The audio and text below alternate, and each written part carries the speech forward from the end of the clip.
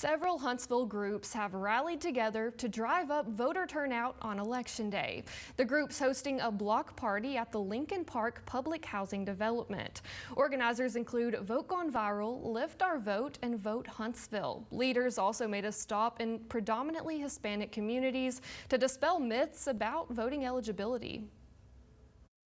We have a lot of undocumented people who they can't vote, but their children who are 18 or older who were born here, they can vote. And there's just this fear that trying to register to vote, to try to do anything involved with the government is going to cause deportation of their families. That's not true.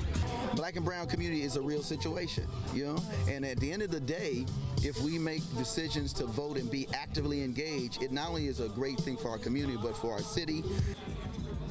Another voter block party is scheduled for next weekend.